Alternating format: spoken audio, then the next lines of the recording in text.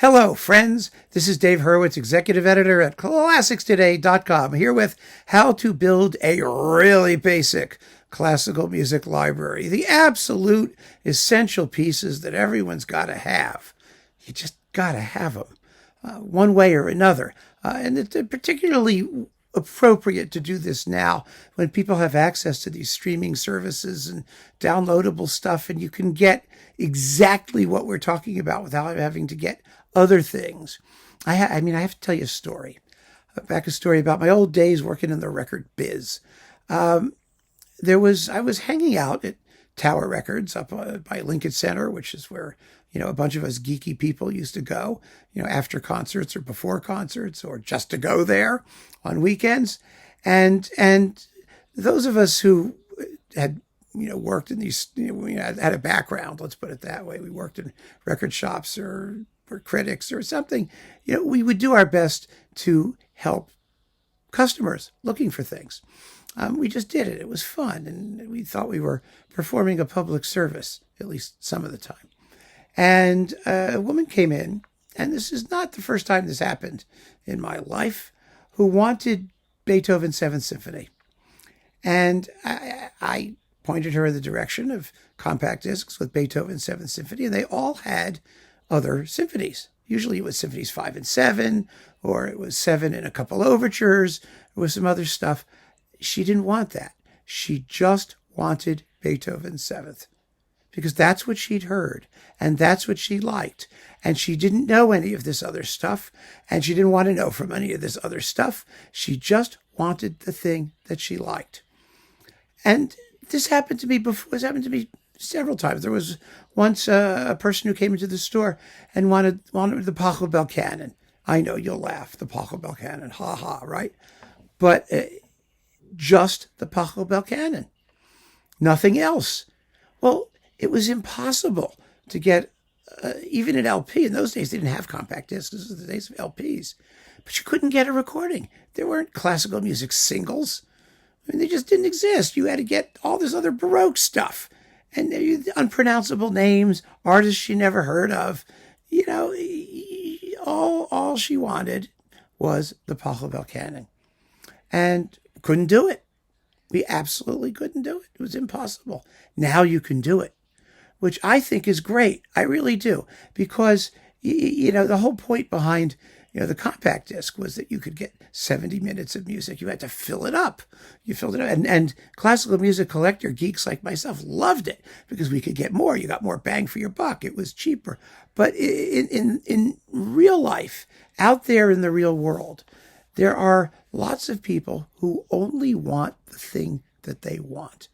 And what's more, as a consumer society, we are trained to be able to acquire the thing that we want, to expect that the industry charged with satisfying our wishes will gratify them by allowing us to buy the thing that we want to buy in whatever format we want to buy it.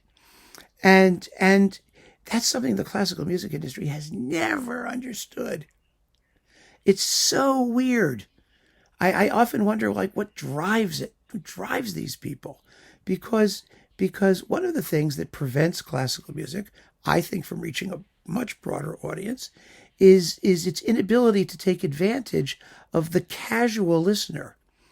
Usually it tries to do this by dumbing down, by doing crossover productions, but the basic problem, which is that it's just too much stuff.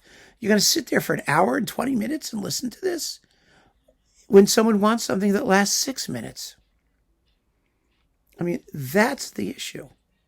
That's really the issue. So it's a wonderful thing that you can get shorter works, and you can just listen to those shorter works. And one of those works is Mozart's Overture to the Marriage of Figaro, which is what we were talking about. It's 6 minutes long.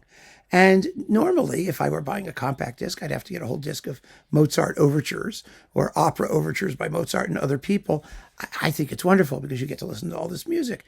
But if you want a really basic collection and you want to listen to just those basics, to get started, to feel comfortable, to get your bearings, there is nothing wrong with listening to a 6-minute opera overture. And this is one of the greatest opera overtures in the universe. I mean, you've heard it. You'll recognize it. I'm going to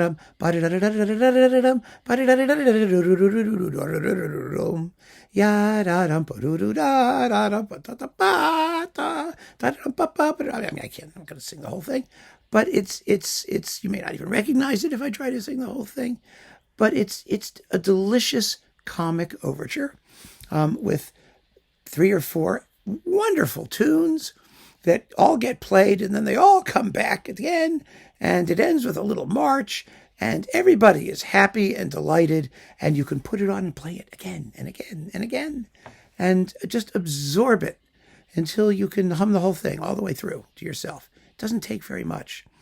It really doesn't. And it's so full of joy and wit, and it just glows. And it's obviously a comic opera. It's funny. You don't have to know why it's funny. You may never know why it's funny.